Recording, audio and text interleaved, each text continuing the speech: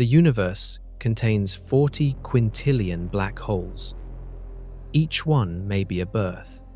Right now, scientists are not debating whether the cosmos is alive. They are running the math, and the math keeps pointing to one answer. We were taught that matter is dead. That consciousness appeared late, by accident. But what if that assumption was wrong from the very beginning? We will follow the equations through black holes that birth new universes, through sandpiles and brains running the same mathematics, and into the oldest question in philosophy, where the boundary between life and everything else never existed. If you enjoy this, like and subscribe. Now, we begin. The oldest question in philosophy is also the strangest. Is the universe alive? It sounds like the kind of thing a child asks before learning better, before the weight of settled science bears down and replaces the feeling of wonder with a curriculum of dead matter and mechanical forces. We were taught early and taught thoroughly that rocks do not feel anything, that stars burn without caring, that the vast architecture of space and time is an engine running on physics and nothing more. Alive things move on purpose. Alive things grow, adapt, respond to their environment, reproduce, and eventually die. The universe does none of these things. The question, then, should not even be worth asking. Except the first serious thinkers in the Western tradition asked it, and their answer was the opposite of ours. Thales of Miletus, writing in the 6th century before the Common Era, declared that all things are full of gods. Aristotle, interpreting him in De Anima, was direct about what Thales meant. Soul, he said, is connected with everything in the universe. This was not theology in the modern sense. Thales was attempting what we would now call natural philosophy, the predecessor to science, and his conclusion was that whatever animates living things must be present in the rest of the world as well, because the distinction between the two had not yet been made. Anaximenes, a generation later, identified air as the universal animating principle, the invisible substance that both sustains individual creatures and fills the larger whole. Heraclitus identified fire, an ever-changing, ever-consuming force that was simultaneously the substance of the world and the process by which the world thinks. For these thinkers, the separation between matter and life was not obvious. It was, in fact, incoherent. What sense did it make to say that a living body is made of material that does not live? This position has a formal name: hylozoism, from the Greek words for matter and life. The doctrine holds that all matter is intrinsically alive. It was the dominant view of nature among the pre-Socratic philosophers, the first generation of thinkers to attempt systematic explanations of the cosmos without recourse to mythology. They did not need to prove that the universe was alive because the alternative, the idea that mind and matter are fundamentally different substances occupying the same space, struck them as a harder problem to solve. Why should unconscious stuff, operating purely by mechanism, ever produce something that experiences anything at all? They had no answer, so they dispensed with the premise. The position held for centuries, evolved through Aristotle's concept of the world soul, moved through Stoic cosmology, and persisted into the Renaissance. Then it was dismantled, deliberately and systematically, by the scientific revolution, which required a different assumption to make mathematics work: the assumption of dead matter. What is remarkable is not that the ancient view was eventually discarded. What is remarkable is that it is coming back, not through mysticism, not through philosophy departments, but through physics, through information theory, through equations that describe self-organizing systems and the behavior of complex networks. The same conclusion that Thales reached by intuition, the idea that mind and matter cannot be cleanly separated, is now being reached through mathematics by people who have spent their careers trying to build the most mechanistic possible account of reality. Something in the numbers keeps pointing at a disturbing answer, and that answer is beginning to look like it cannot be avoided. On the 17th of February, in the year 1600, a man named Giordano Bruno was led into the Campo de' Fiori in Rome, his tongue fastened with an iron spike so he could not speak to the crowd, and burned alive. The Roman Inquisition had convicted him of heresy. Among the specific charges, teaching that the universe is infinite, that other worlds exist beyond our solar system, and that spirit animates every particle of matter. He had written, in 1584, that all things, no matter how small and minuscule, have in them part of that spiritual substance, and that there is not the least corpuscle that does not contain within itself some portion that may animate it. For this, and for refusing over 8 years of imprisonment to recant any of it, he was killed.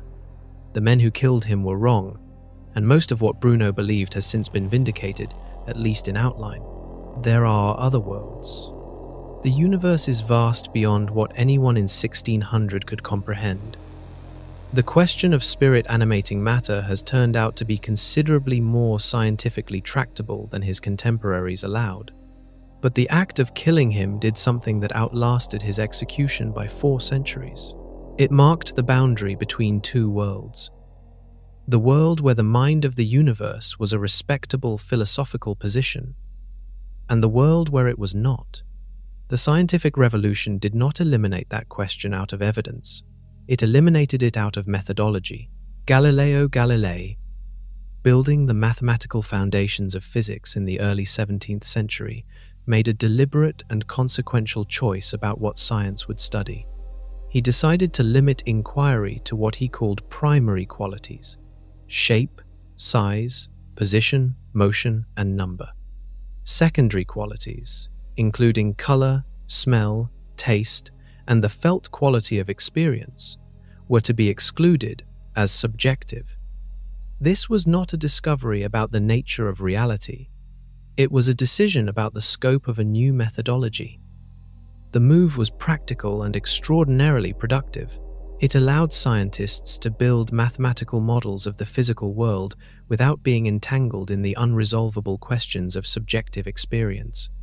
The cost was that consciousness, the one thing in the universe that every human being knows with certainty exists, was placed outside the domain of scientific inquiry.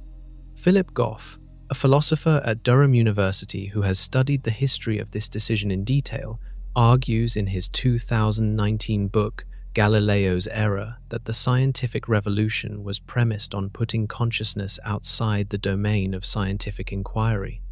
His point is that this exclusion was not a consequence of scientific progress, but a precondition for it.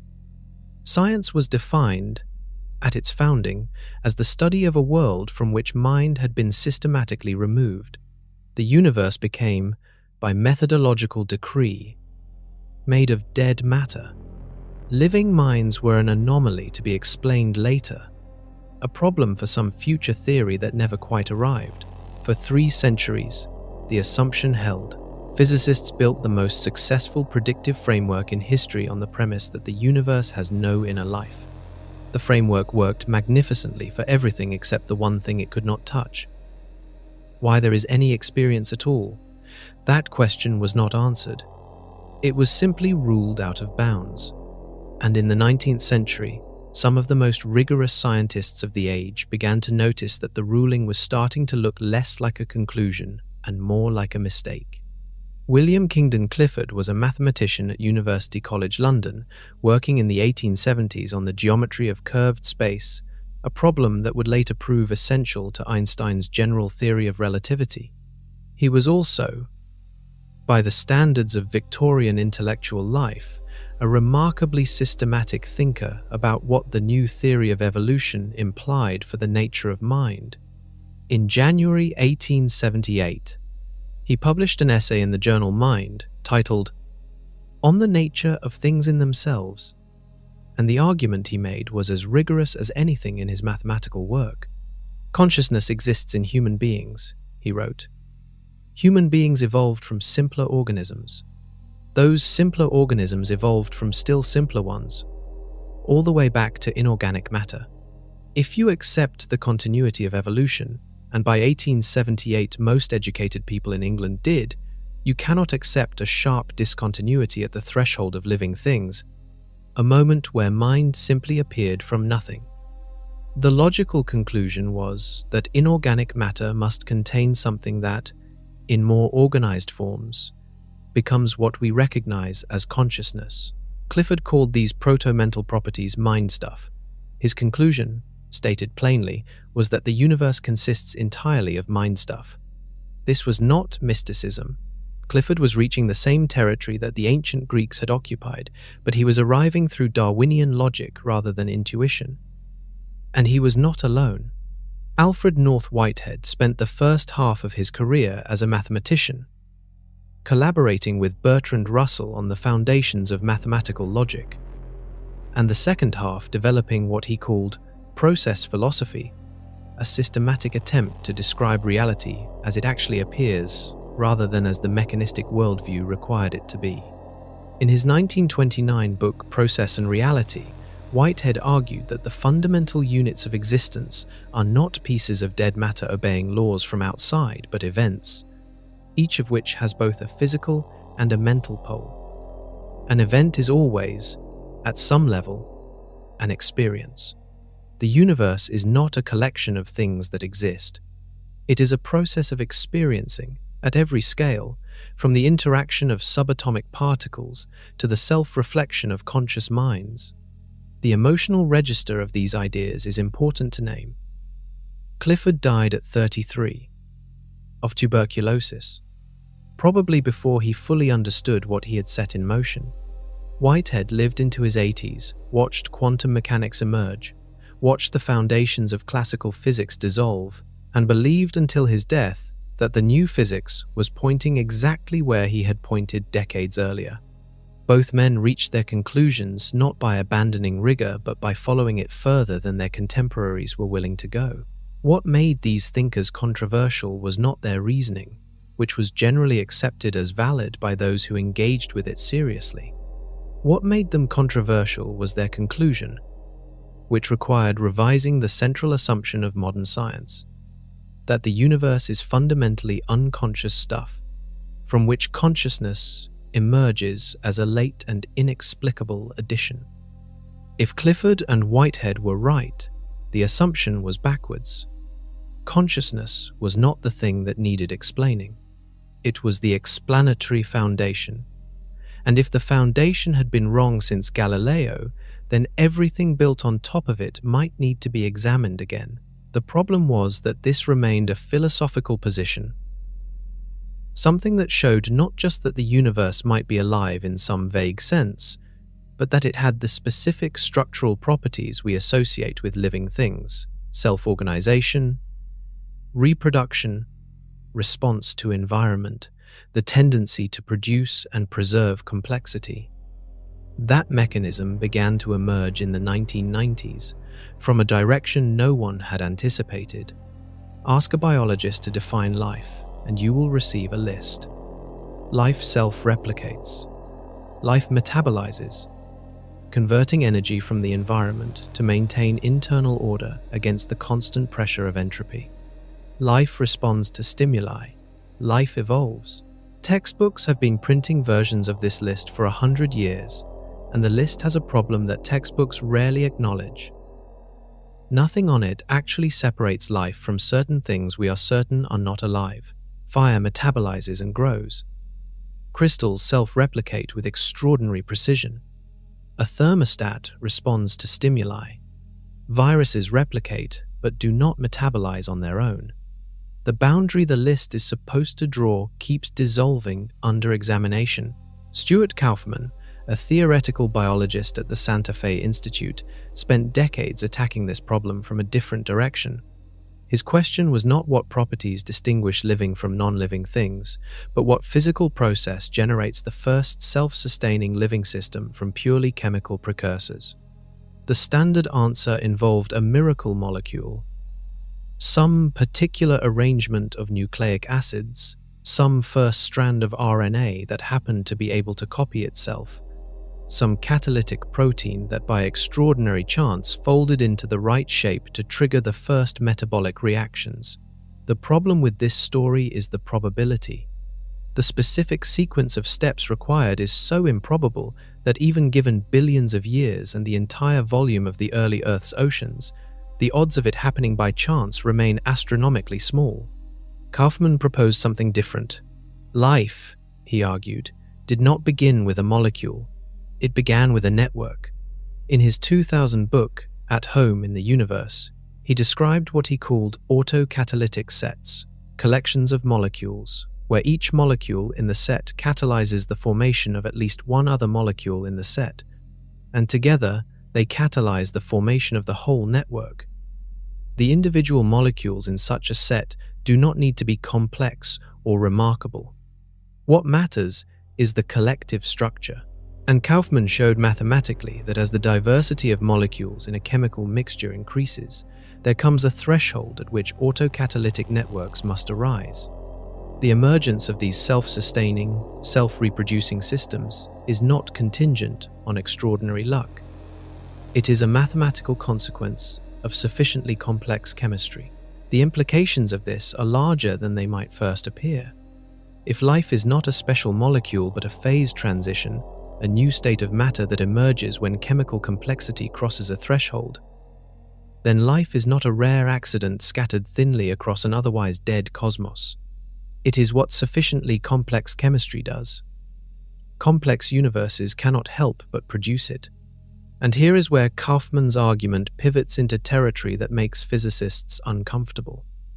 If self-organization is a fundamental property of matter at sufficient complexity, if the emergence of living networks is mathematically inevitable above a certain threshold of diversity, then the question of whether the universe is alive is not mystical.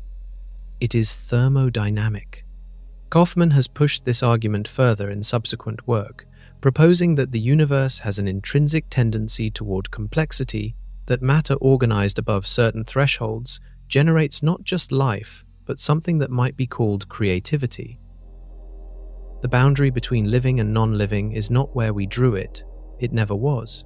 And once you accept that the boundary is wrong, you have to confront what the mathematics is actually saying about the nature of the cosmos.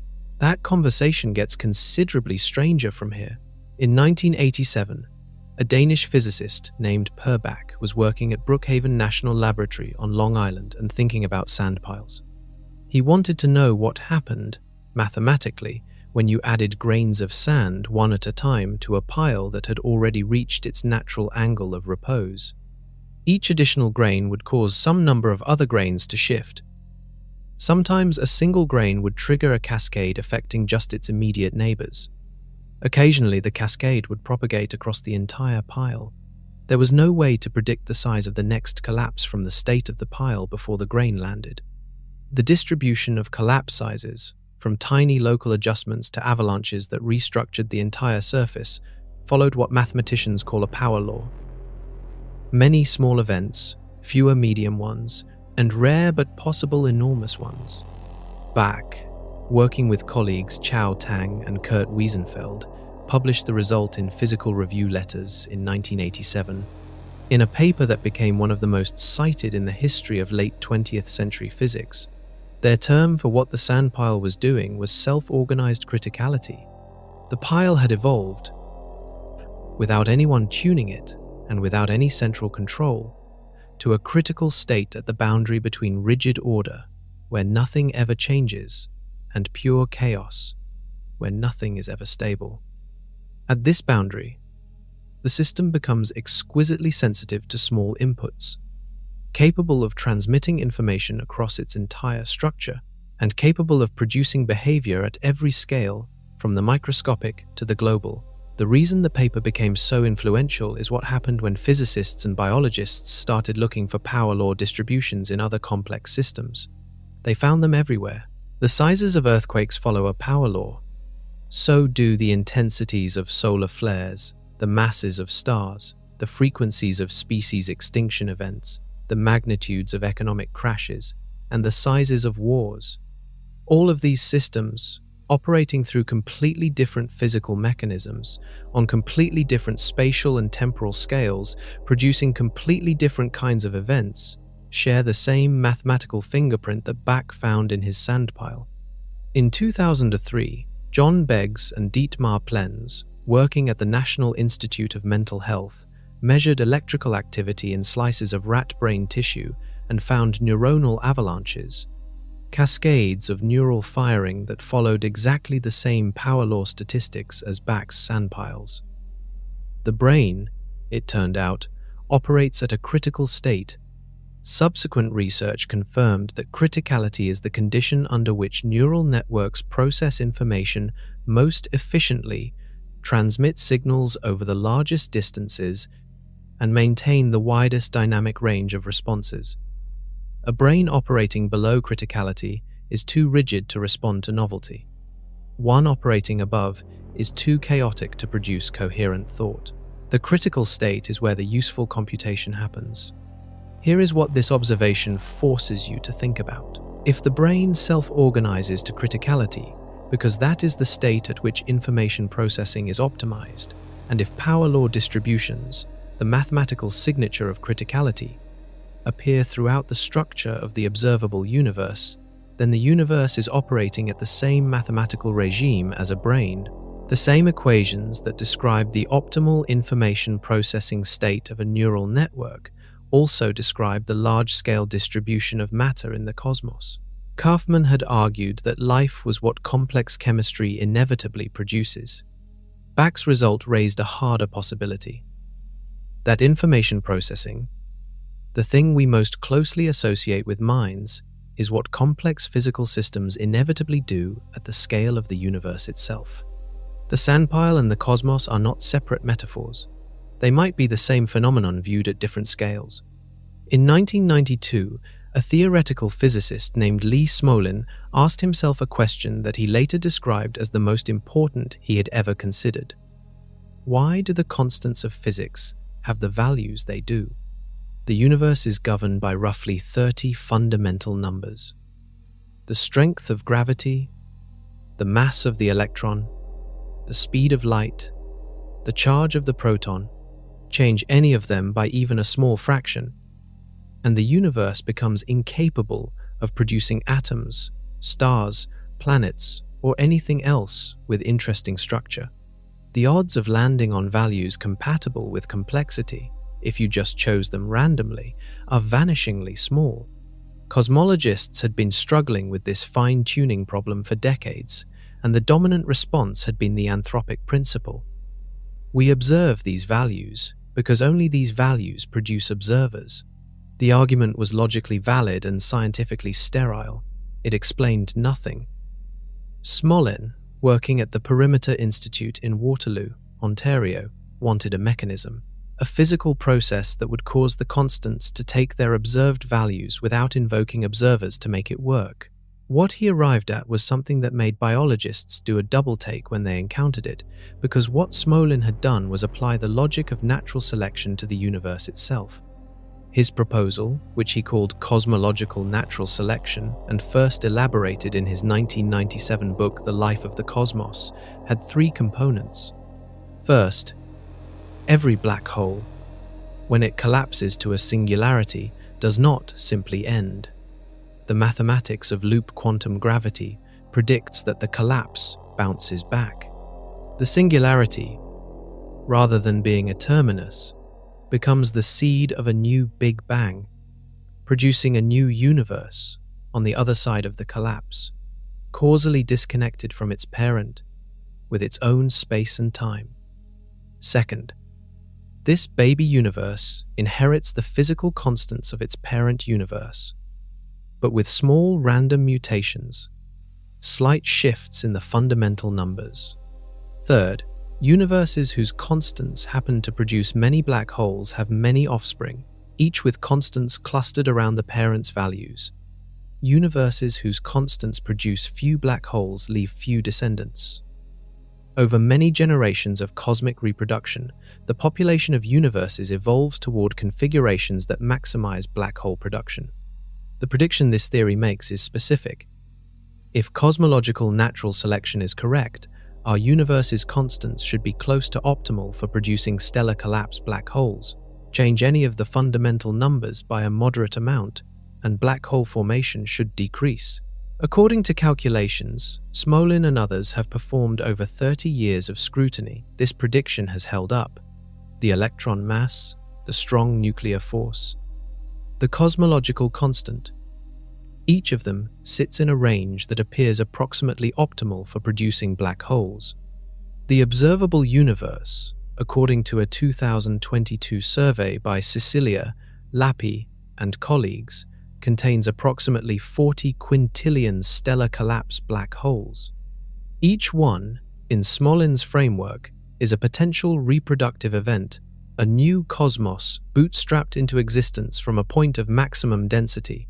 If this is correct, our universe is not a one-off creation or an arbitrary member of a random ensemble. It is a descendant, shaped by selection pressure across generations of cosmic reproduction as thoroughly as any living thing descended from a long line of ancestors. And embedded within it are 40 quintillion potential births. The idea should be easy to dismiss. Instead, it has proven remarkably difficult to kill.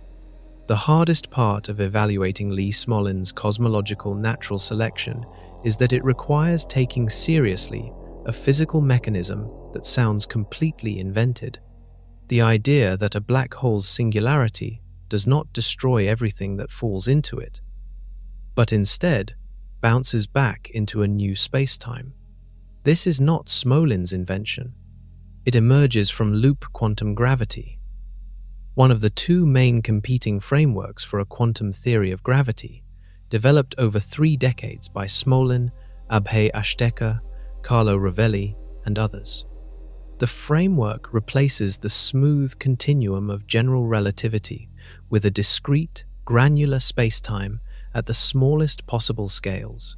When a massive object collapses under gravity, the increasing density does not lead to an infinite singularity in loop quantum gravity. It leads to a quantum bounce. The collapse is halted at the Planck density, roughly 10 to the 93 grams per cubic centimeter, and then reversed.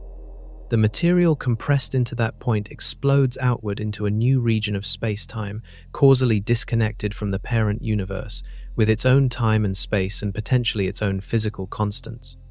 This is a claim that can, in principle, be tested. If the bounce mechanism is real, and if the resulting baby universe inherits modified versions of its parent's constants, then the distribution of constants across the population of universes should evolve over generations toward configurations that maximize black hole production. Smolin's prediction has been clear since 1992. Our universe's constants are near an optimum for producing stellar mass black holes. If a physicist can show that a small change to any constant would significantly increase the rate of black hole formation, the theory is falsified. This is exactly what Alexander Vilenkin attempted in 2006. Vilenkin, a cosmologist at Tufts University, argued that increasing the cosmological constant, the parameter governing the accelerating expansion of the universe, would increase the rate of black hole formation by concentrating matter differently during early structure formation.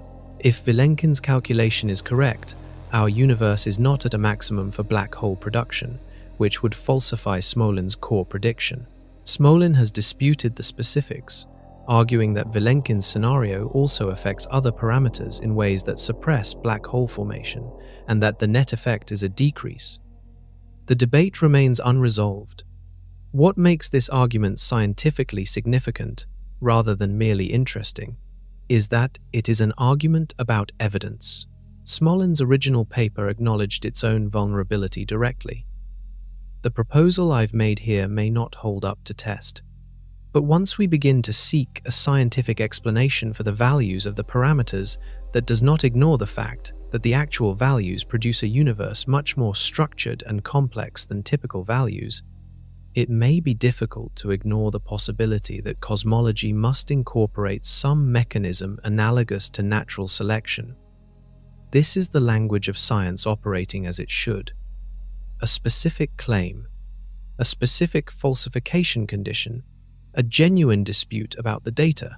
Nobel laureate Murray Gell-Mann, when asked about Smolin, reportedly said, "Is he that young guy with the crazy ideas?" He might not be wrong. Leonard Susskind, who developed the rival string theory landscape as an alternative explanation for fine-tuning, wrote, "I am not sure why Smolin's idea did not attract much attention. I actually think it deserved far more than it got." What these assessments share is a quality of cautious, reluctant engagement. The sense that the theory is strange enough to dismiss easily and rigorous enough to make dismissal uncomfortable.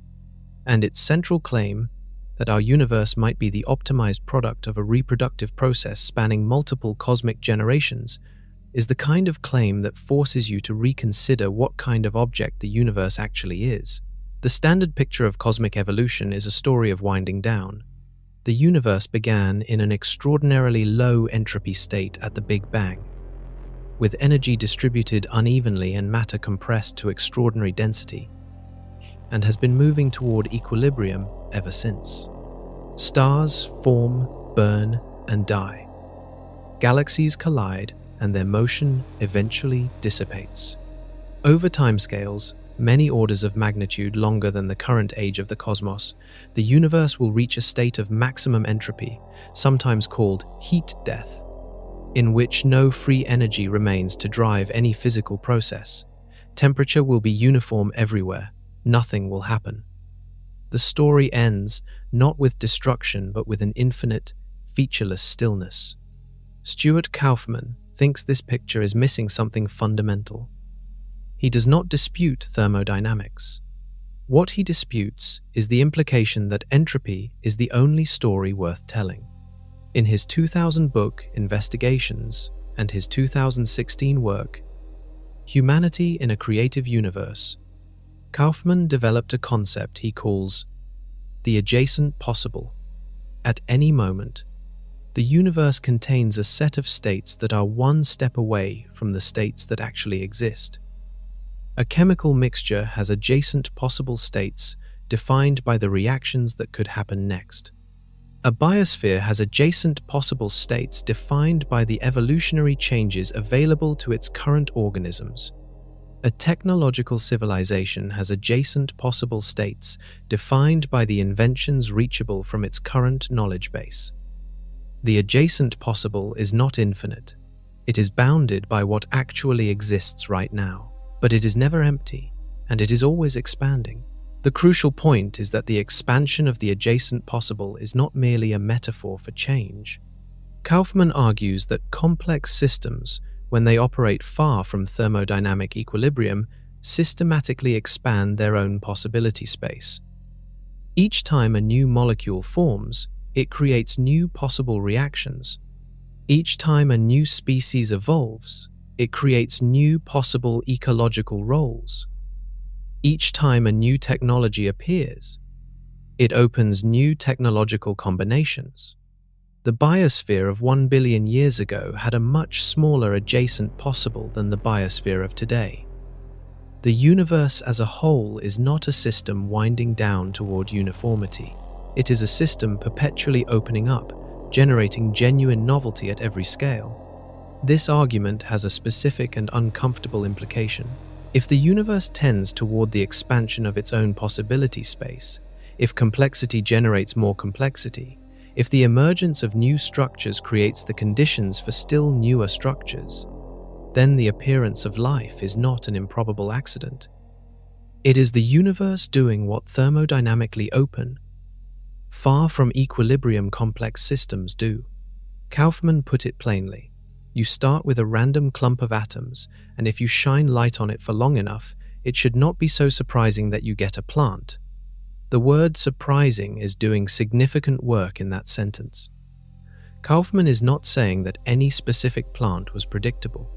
He is saying that the emergence of something with the organizational properties of a plant, something self-maintaining, self-reproducing, and expanding its own complexity, is what thermodynamics predicts for an illuminated chemical system with sufficient time. The cosmos is that system at the largest scale. Life is not an anomaly within physics. It is a physical process that complex, energy gradient traversing systems cannot avoid discovering. This reframes everything Smolin argued about cosmological natural selection. If life is what complex universes inevitably produce, then the universes most capable of producing life are also the universes that most thoroughly explore their adjacent possible. The maximization of black hole production and the emergence of complex life might not be separate cosmic agendas. They might be two expressions of the same underlying drive. What comes next is the question of whether Earth itself has already demonstrated this principle at a planetary scale. In the late 1960s, James Lovelock was working for NASA on the problem of life detection. The question was specific. If you wanted to know whether Mars harbored life, what would you measure from a distance? Lovelock, a British independent scientist who had designed several of the instruments on NASA's earliest planetary missions, found himself working through the chemistry of planetary atmospheres and arriving at an unexpected answer. Life, he realized, does not just occupy a planet, it transforms one. The atmosphere of a living planet should be a chemical record of biological activity. Oxygen held at stable concentrations far above its equilibrium level. Methane and oxygen coexisting despite their tendency to react with each other, a suite of chemical disequilibria maintained against the second law of thermodynamics by the constant activity of organisms. A dead planet's atmosphere would be at chemical equilibrium.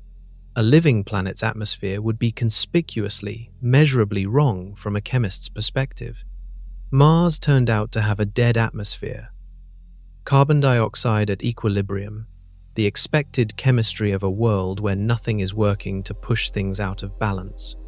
Earth's atmosphere was the opposite. Lovelock looked at the data and realized that the specific mixture of gases, the exact concentrations, the intricate chemical balances were not maintained by geology alone. They were maintained by life. More precisely, they were maintained by life interacting with geology, ocean chemistry, and atmospheric physics to create a system that kept itself habitable. He developed this insight, working extensively with the microbiologist Lynn Margulis into what he called the Gaia hypothesis. The full claim was this: the biosphere, atmosphere, oceans, and geological systems of Earth form a single, tightly coupled system that actively regulates global temperature, ocean chemistry, and atmospheric composition within ranges that sustain life. The initial reception from biologists was largely hostile, because the hypothesis seemed to require that life acts for the benefit of the whole system, which looked uncomfortably like teleology, like claiming that organisms have goals beyond their own reproduction. Lovelock did not claim that individual organisms act for the whole. He demonstrated, with his mathematician colleague Andrew Watson, that global regulation could emerge without any organism intending it. Their Daisy World model, published in 1983, showed a mathematical world covered only by dark daisies and light daisies. Dark daisies absorb more heat, light daisies reflect it. As the stellar energy input varies, competition between the two populations automatically modulates global temperature, keeping it near a stable point across a wide range of input variation. No daisy knows the global temperature. No daisy is trying to regulate it. The regulation is an emergent property of competition, arising from thermodynamics rather than intention. In 2001, an international gathering of Earth scientists issued what became known as the Amsterdam Declaration, formally acknowledging that the Earth system behaves as a single, self-regulating system comprised of physical, chemical, biological, and human components. This was not a fringe position. It was the formal scientific consensus about our planet. If a planet can be understood as a self-regulating living system, the boundary around what counts as alive has moved. The question that follows is logical and disturbing. Is there any reason to believe that boundary stops at planetary scale? Lovelock himself suggested it did not, writing that the natural way for observers looking at Earth from space would be to see not a writhing mass of individual organisms on a dead planet, but a rock that has come to life. If a biosphere can do this to a planet, and a planet can regulate itself the way a cell regulates its interior, then the question is only whether similar processes operate at still larger scales. The cosmos already runs on self-organizing thermodynamics. The only remaining question is whether anyone has looked at what that produces. In November 2020, two researchers published a paper in the journal Frontiers in Physics that became one of the most discussed and most disputed scientific papers of the year. Franco Vazza, an astrophysicist at the University of Bologna, and Alberto Folletti, a neuroscientist at the University of Verona, had spent months comparing two very different kinds of images: microscopic photographs of brain tissue from the cerebellar cortex and simulation outputs of the large-scale structure of the universe, the cosmic web of dark matter filaments, and galaxy clusters stretching across hundreds of millions of light-years. They were not the first to notice a visual resemblance between the two. Photographs of neural tissue and photographs of galaxy filaments have been circulating side by side on science websites for years, generating the kind of superficial wonder that dissolves when you look carefully. Vazza and Folletti looked carefully. Their analysis was mathematical. They applied spectral density analysis, a technique that measures the distribution of structural complexity at different scales, to both the brain tissue images and the cosmological simulations. Spectral density analysis strips away the visual appearance entirely and measures only the statistical pattern of how information is distributed across spatial scales. The result was striking in a way that the visual comparison never was. The cerebellar cortex, measured at scales from 1 micrometer to roughly 1/10 of a millimeter, showed a specific statistical distribution of structural fluctuations. The cosmic web, measured at scales from 5 million to 500 million light-years, showed the same distribution. The scale ratio between these two measurements is approximately 10 to the 27th power. The mathematical fingerprint was identical across 27 orders of magnitude. The team also analyzed the network properties of both systems. In both the brain and the cosmic web, nodes cluster together far more than a random network would predict, with clustering coefficients between 0.5 and 0.7 compared to near zero for randomized networks. Both exhibit scale-free behavior. A small number of highly connected hubs dominating the architecture, with connection counts following a power law distribution. Both show fractal dimensions clustering around 3, consistent with each other and inconsistent with simpler structures. Then there was the memory comparison. The human brain, based on estimates of synaptic density and storage capacity, holds approximately 2.5 petabytes of information. The observable universe's cosmic web structure, estimated from the information content of its large-scale organization, holds approximately 4.3 petabytes. These two numbers were derived through completely independent methods by researchers working in different fields with different tools. They agree within a factor of 2. Folletti, discussing the results, said, "Probably. The connectivity within the two networks evolves following similar physical principles, despite the striking and obvious difference between the physical powers regulating galaxies and neurons." That phrase, "similar physical principles," is doing significant scientific work. The paper is not claiming that the universe is a brain. It is claiming that two systems operating at completely different scales, governed by completely different forces, have converged on the same organizational architecture. The uncomfortable implication is that those constraints may be universal. That information processing, wherever it occurs and at whatever scale, tends toward this specific architecture.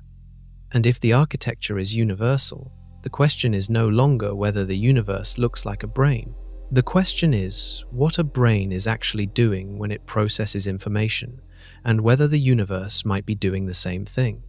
The Vazza-Folletti paper had shown that the universe and the brain share an architectural fingerprint. Vitaly Vanchurin, a theoretical physicist at the University of Minnesota Duluth, read that paper in the same month it was published and arrived at a different kind of conclusion. The resemblance Vaza and Feletti had documented was real, Vanchurin agreed, but he believed they had identified the symptom without yet naming the disease. His paper, published in the journal Entropy in October 2020 under the title The World as a Neural Network, did not argue that the universe resembles a neural network in some metaphorical sense. It argued that the universe is a neural network in a precise mathematical sense, and that this is not a hypothesis about analogy but a proposal for a theory of everything. The argument begins with a deceptively simple observation about how neural networks learn. A standard artificial neural network contains two kinds of variables: trainable variables, which are modified by the learning process, and observable variables, which carry the output. Vanchurin proposed that the physical universe contains the same two categories. Trainable variables correspond to the microscopic degrees of freedom that are too small and numerous to observe directly. Observable variables correspond to the macroscopic quantities physicists actually measure: positions, momenta, fields, energies. The mathematics that follows from this division is not an approximation. When the trainable variables are near equilibrium, the equations governing the observable variables converge precisely on the Madelung equations, which are a reformulation of quantum mechanics. When the system is far from equilibrium, the dynamics reduce to the Hamilton-Jacobi equations of classical mechanics. Quantum mechanics and classical mechanics, in other words, are not two separate theories that happen to agree in certain limits. They are two regimes of the same learning dynamics, distinguished only by how far the system's hidden variables are from their equilibrium configuration. The extension to gravity is equally specific. When subsystems of the universe interact through a shared metric, a measure of curved geometry between them, the resulting entropy production follows equations governed by Onsager symmetry constraints. Under those constraints, the metric evolves according to the Einstein-Hilbert action, the mathematical heart of general relativity. Einstein's theory of gravity, the framework that describes space-time curvature around massive objects and shapes the large-scale structure of the cosmos, may emerge as the thermodynamic consequence of a learning machine finding its equilibrium configuration. Sabine Hossenfelder, a theoretical physicist whose skepticism about speculative cosmological frameworks has made her one of the field's most prominent critics, wrote a public commentary in 2022 titled, "Maybe the Universe Thinks. Hear Me Out." The title captured something important. The idea had reached the point where even careful critics were finding the structural evidence difficult to set aside. In 2022, Vanchurin extended the framework in a paper published in the Proceedings of the National Academy of Sciences, co-authored with Wolff, Katznelson, and Kunin, arguing that Darwinian evolution itself is a special case of the same universal learning dynamics. Natural selection, by this account, is what happens when a neural network operates on biological timescales. The implications are difficult to absorb without pausing. If this is correct, you are not an observer of a universe. You are a component in its training process. Every measurement you make is a gradient descent step. Every structure the universe has produced over 13.8 billion years, every galaxy, every planet, every living thing, is a weight adjustment in a system perpetually refining its own representation of itself. The question that follows is what the universe is learning to represent, and whether anything in its architecture might tell us what the answer looks like. It turns out the architecture itself carries a clue. If the universe is a neural network, then the cosmic web is its wiring. The large-scale structure of the observable universe is organized into a web of dark matter filaments, thin strands of invisible matter stretching hundreds of millions of light-years, connecting dense concentrations of galaxy clusters at their intersections, surrounding vast empty regions called voids that span hundreds of millions of light-years of almost complete emptiness. The web was predicted by cosmological simulations in the 1980s and confirmed by galaxy surveys in the 1990s. Its existence is now one of the most precisely documented features of the cosmos. Dark matter constitutes approximately 85% of all matter in the universe. It does not emit or absorb light and interacts with ordinary matter only through gravity. The filaments of the cosmic web are almost entirely composed of it. This means the structural skeleton of the universe, the framework that determines where galaxies form and how they are arranged, is made of a substance that remains almost entirely unknown. We have mapped its effects with extraordinary precision. We do not know what it is. The universe has a nervous system, and we cannot identify the material it is made of. The filaments are not passive scaffolding. Matter flows along them. Gas streams inward toward the galaxy clusters at their nodes, feeding star formation at rates that depend on the filament's local density. The spatial arrangement of filaments determines the large-scale environment of every galaxy in the observable universe. And in 2014, Hutzemakers and colleagues published an analysis of quasar polarization axes stretching across distances of roughly 1 billion light-years and found that the rotation axes of these distant objects were aligned with each other and with the large-scale filament structure in ways that could not be attributed to chance. In 2015, Libeskind and colleagues confirmed that galaxy spin axes, measured across multiple large-scale surveys, show systematic alignment with cosmic filament orientation across distances of hundreds of millions of light-years. This is the detail that transforms the picture. Individual galaxies, separated by distances that light takes hundreds of millions of years to cross, are spinning in directions that correlate with each other through the structure of the dark matter web. This is a genuine long-range effect. It is not caused by gravitational interaction between neighboring galaxies, which are too far apart to have pulled each other into alignment. The correlation implies that the filamentary structure of the cosmic web communicates orientation information across scales that no known local force can reach. Something in the topology of the web imprints itself on the rotation of matter embedded within it, across distances so vast that the imprinting must have occurred when the universe was very young, when the filamentary structure was first forming. Franco Vatsa, reflecting on the implications of his own quantitative comparison, noted that the cosmic web and the neuronal network share something beyond architecture. They share a pattern of information flow. In both systems, information travels preferentially along filaments, concentrates at nodes, and is organized by a global topology that individual elements cannot directly perceive. A single neuron does not know what the whole brain is doing. A single galaxy does not know what the whole cosmic web is organizing. Yet, both are embedded in structures that coordinate their behavior across the entire system.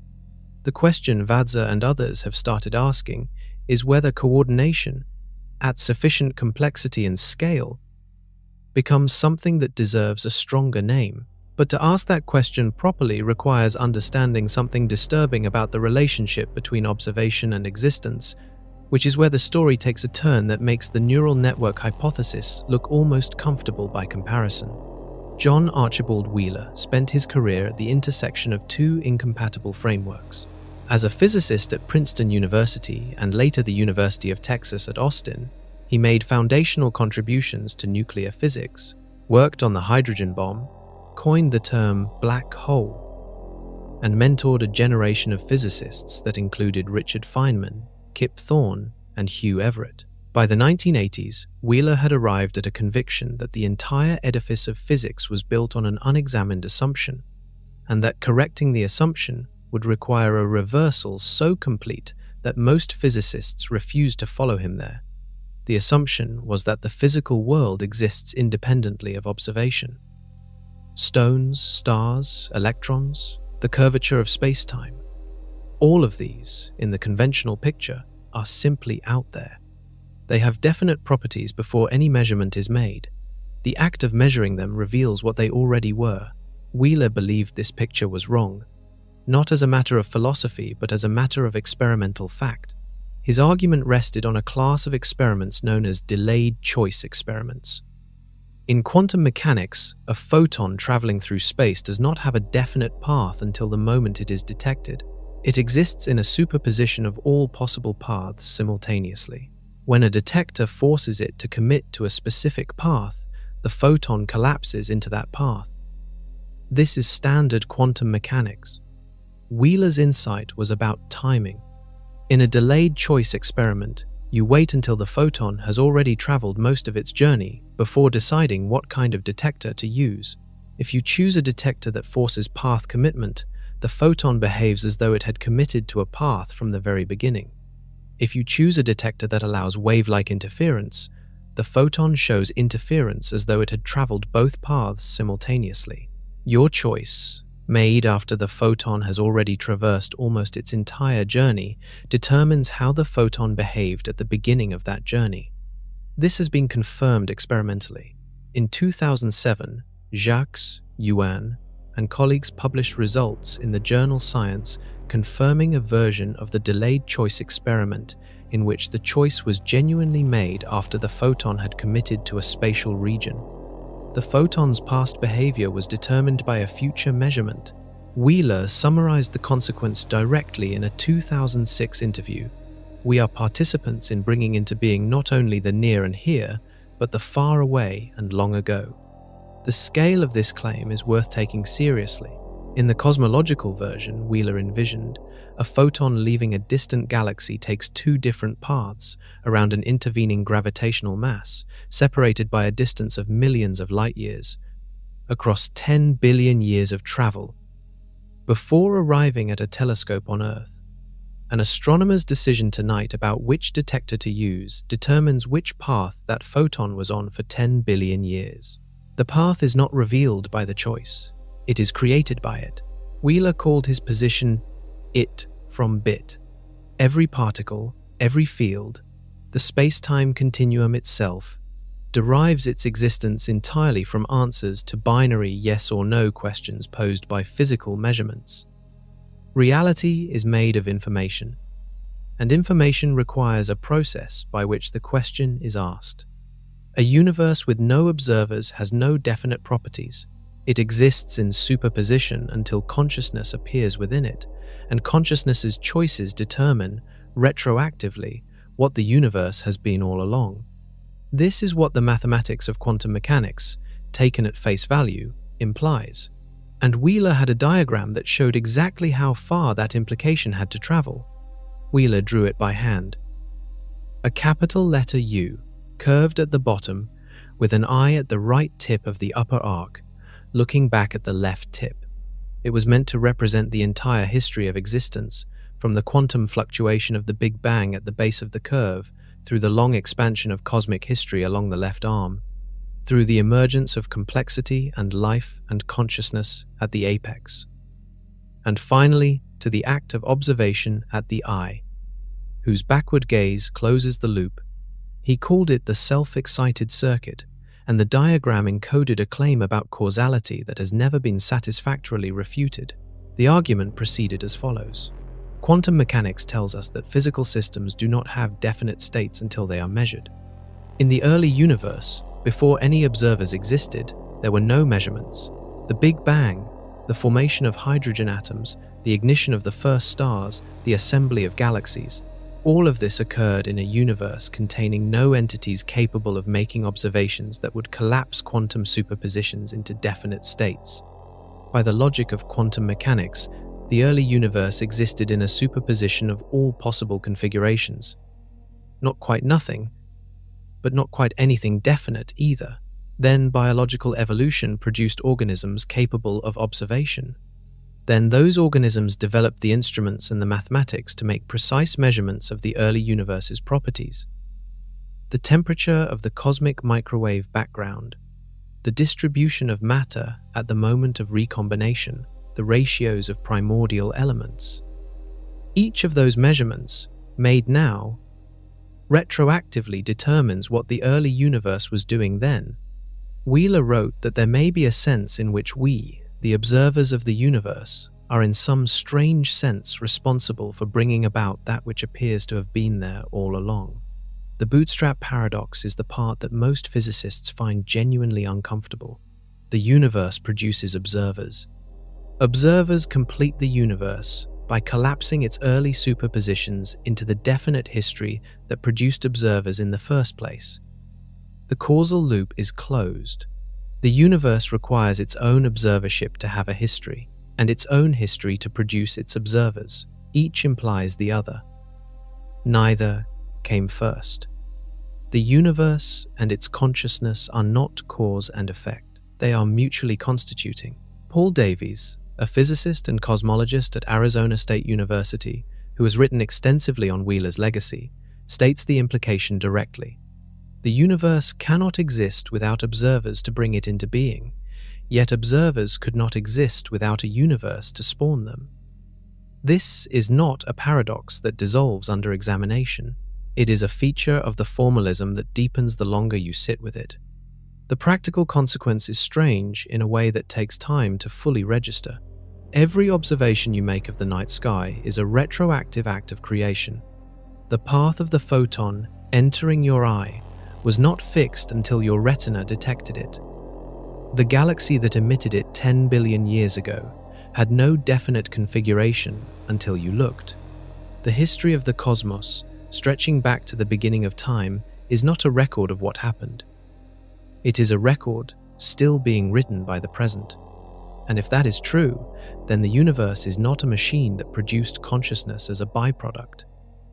It is a system that required consciousness to have a definite past. The question that follows is whether anything in the universe's present behavior reflects what it has been doing with the information generated by that loop for 13.8 billion years. Seth Lloyd is a professor of mechanical engineering at the Massachusetts Institute of Technology, whose research focuses on quantum information processing and quantum computing. In 2006, he published a book called Programming the Universe, in which he argued for a position that has since accumulated substantial support from theoretical physicists. The universe is not merely analogous to a computer, it is a computer. In the precise technical sense, and everything that has ever happened within it is part of a single ongoing computation that has been running for 13.8 billion years. The calculation Lloyd presents is specific. Every atom and subatomic particle in the observable universe stores information in its quantum state. Every physical interaction, every collision, every decay, every field fluctuation transforms that stored information according to the laws of quantum mechanics. The total number of operations the observable universe has performed since the Big Bang, based on the total energy available and the fundamental limit set by Planck's constant on the minimum time required for a single operation, is approximately 10 to the 122nd power. The total number of bits it has processed is approximately 10 to the 90th power. These numbers require a moment. 10 to the 90th is a 1 followed by 90 zeros, many orders of magnitude larger than the number of atoms in the observable universe. 10 to the 122nd is so far beyond ordinary scales of comprehension that human intuitions about large numbers do not apply. What Lloyd is saying is that the universe has performed a computation so vast that every human calculation ever made by every computer ever built, using every piece of information ever stored, is an infinitesimally small fraction of the total. The laws of physics, in Lloyd's formulation, are not the rules that govern the computation from outside. They are the algorithm, gravity, electromagnetism, the strong and weak nuclear forces. These are the instructions the universe is following as it processes its own information. Every stellar ignition is executing a subroutine that converts hydrogen into helium and releases photons. Every black hole that forms is a data compression event, collapsing vast amounts of information to its minimum entropy configuration. Every galaxy collision is a massively parallel computation in which billions of stellar systems undergo simultaneous state changes. The universe is computing its own evolution in real time. The question Lloyd asks, which he admits has no clean answer, is what the computation is producing. What is the output? He proposes, with appropriate caution, that the most likely answer is itself. The universe is computing a representation of the universe. The information produced by every quantum event is used to determine the subsequent quantum events. The system is self-referential in the deepest possible sense. Every star, every molecule, every measurement made by a scientist looking through a telescope feeds back into the computation that determines what comes next. If Lloyd is right, the distinction between a living system and the universe dissolves in a specific way. A living organism is a self-referential information processing system. It reads information about its environment, processes it according to inherited algorithms, and modifies its behavior in ways that affect its future information inputs. The universe does exactly this, at a scale 13.8 billion years in the making. The only question is whether information processing at sufficient complexity produces something that deserves to be called experience. That question has a formal answer, and the physicist who developed it did not set out to prove the universe was conscious. Giulio Tononi trained as a psychiatrist in Italy before moving to neuroscience, and by the early 2000s he was running a sleep research laboratory at the University of Wisconsin-Madison. His question was specific. What happens to consciousness when a brain loses it? Under general anesthesia, the brain remains electrically active. Neurons keep firing. The biochemistry keeps running. The difference between an anesthetized patient and a wakeful one is that the pattern of activity changes in a specific way. Information can no longer be shared across the whole system. Regional processing continues, but integration collapses. The brain becomes many separate processors rather than one unified one. This observation led Tononi to propose what he called integrated information theory in a series of papers beginning in 2004. The central claim is that consciousness is not something the brain produces, the way a furnace produces heat or a speaker produces sound. Consciousness is something the brain is, or more precisely, it is a property that certain physical systems have by virtue of their causal structure. The theory defines a mathematical quantity called phi, which measures how much integrated information a system generates as a whole compared to what its parts generate independently. A system with high phi is one in which the behavior of the whole cannot be predicted from the parts in isolation, because the interactions between parts create information that did not exist before the interaction. That excess, the information that exists only because of integration, is what Tononi identifies with consciousness. The prediction that follows is disturbing in proportion to how seriously you take the mathematics. Any system with phi greater than 0 has some degree of conscious experience. Tononi is explicit about this. A thermostat, which responds to temperature and can be in two states, has extremely low phi, but it is not 0. A photodiode has phi greater than 0. A proton has phi greater than 0. Not much, but something. The implication is that experience is not confined to brains or even to biological systems. It is a property of all sufficiently interconnected physical systems, scaling in richness with the degree of integration. Christoph Koch, the chief scientist at the Allen Institute for Brain Science in Seattle, who collaborated with Tononi in developing and extending the framework, stated the consequence plainly. Where there are organized lumps of matter, consciousness follows. The implication for the cosmic scale was not lost on either of them. If phi scales with the degree of information integration, and if the cosmic web is a globally integrated information processing structure with the same architectural properties as a neural network, then the question of whether the universe has some degree of phi is not obviously absurd. It is a calculational question, in principle answerable. The specific contribution of integrated information theory to the living universe problem is that it provides a formal definition that removes the vagueness from the claim. The universe being alive or conscious is not a matter of metaphor or analogy. If phi can be measured, and if a cosmic scale calculation shows that the universe's causal structure generates more integrated information than its parts in isolation, then the universe has experience in the same technical sense that you do.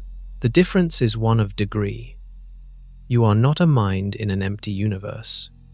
You are, in Tononi's framework, a highly concentrated region of a property that is distributed across everything.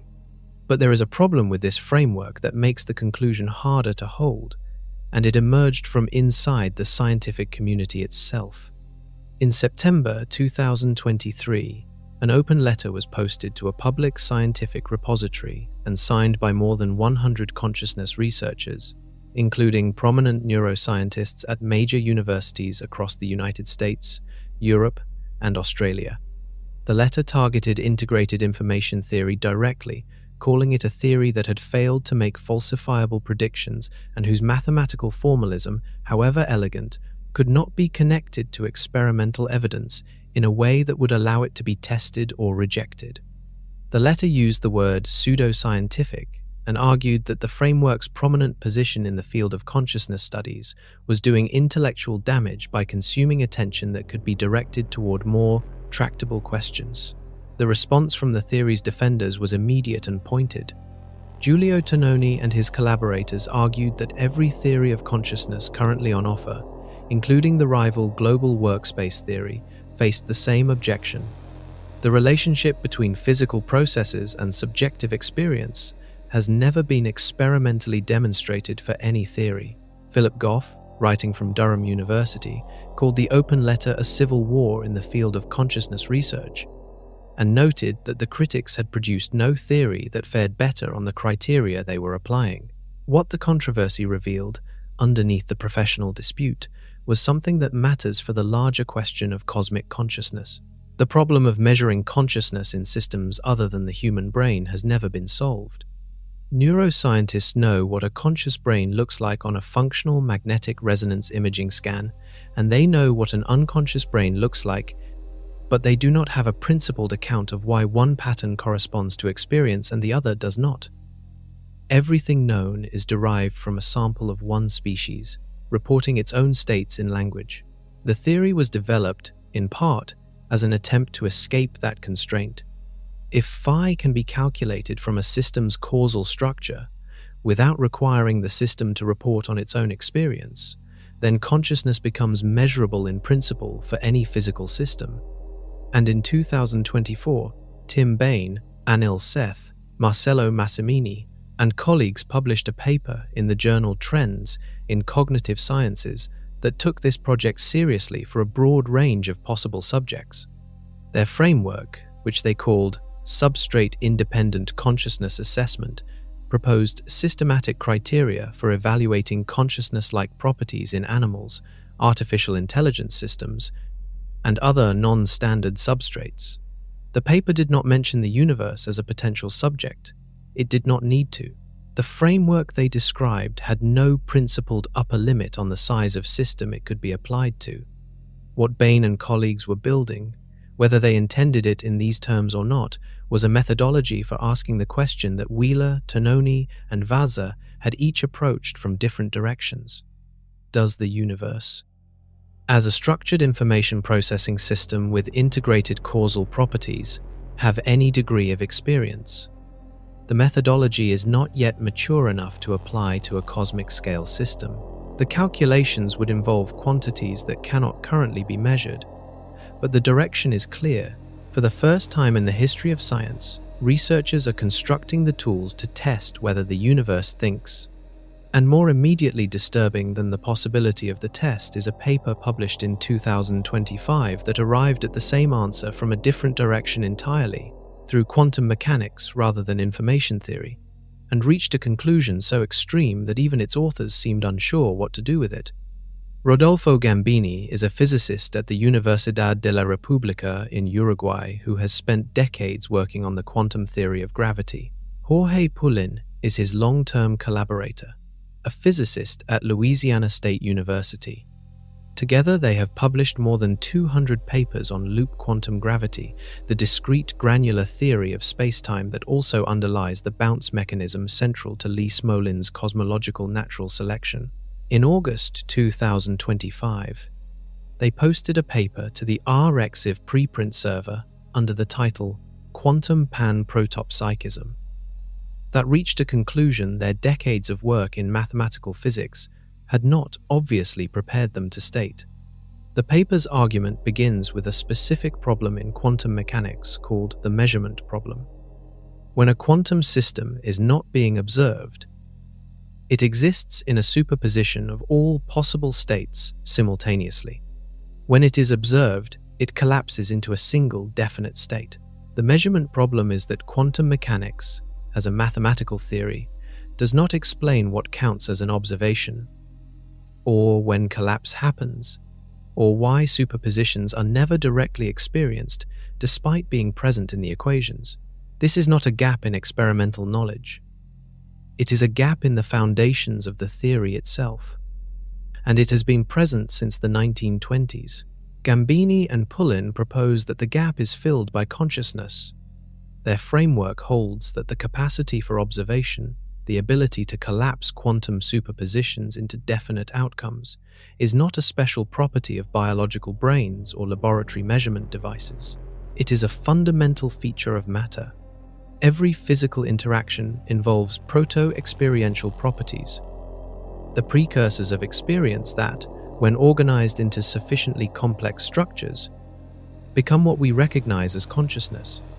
The collapse of the quantum wave function, the transition from superposition to definite state, is the physical manifestation of this proto-experience at the microscopic level. This is a radical claim, and Gambini and Pullin do not understate it.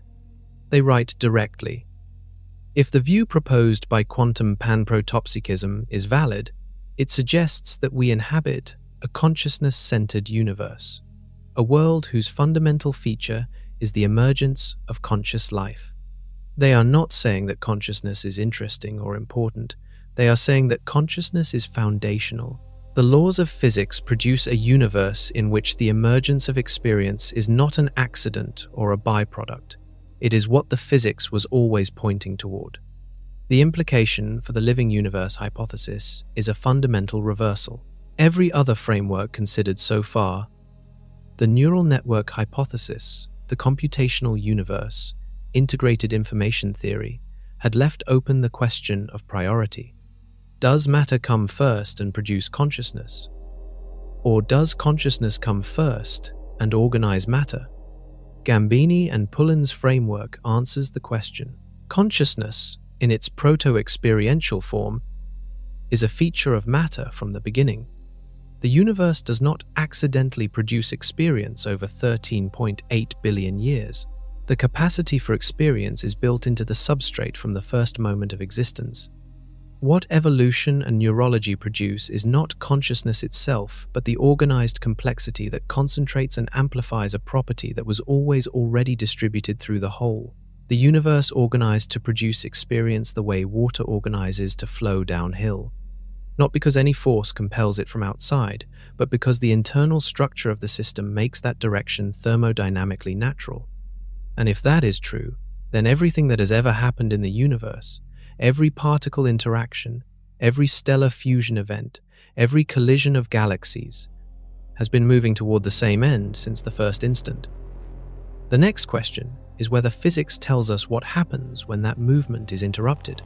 Sean Carroll is a theoretical physicist at Johns Hopkins University who has spent most of his career defending a deterministic, materialist account of the universe against every form of mystical or teleological interpretation. He does not believe the universe is conscious. He does not believe in free will in any robust sense. He is, by temperament and training, exactly the kind of scientist who should be most resistant to the ideas in this story. Which is why the problem he identified in 2017 is so difficult to dismiss. The problem concerns Boltzmann brains. In the late 19th century, the Austrian physicist Ludwig Boltzmann was grappling with a question about thermodynamics. If the universe tends inevitably toward maximum entropy, toward a featureless equilibrium where everything is uniformly disordered, why does it contain so much structure? The answer he proposed was statistical fluctuation. In an eternal universe, any arrangement of matter is possible. and given enough time, any arrangement will eventually occur. The universe's current organized state is simply an extraordinarily large statistical fluctuation away from equilibrium. The problem with Boltzmann's answer, which he recognized and which eventually contributed to his tragic mental collapse, is that it makes the wrong prediction. If the current state of the universe is a fluctuation, then the minimum fluctuation sufficient to explain what we observe is far more probable than our actual cosmos. A single disembodied brain, momentarily assembled from random thermal fluctuations with a complete set of false memories of living in an ordered universe, would be vastly more likely than an entire universe with genuine historical structure. These hypothetical entities are called Boltzmann brains, and in an eternal universe driven purely by statistical fluctuation, they should outnumber genuinely evolved conscious beings by a ratio that makes the Vasa-Feletti petabyte comparison look modest.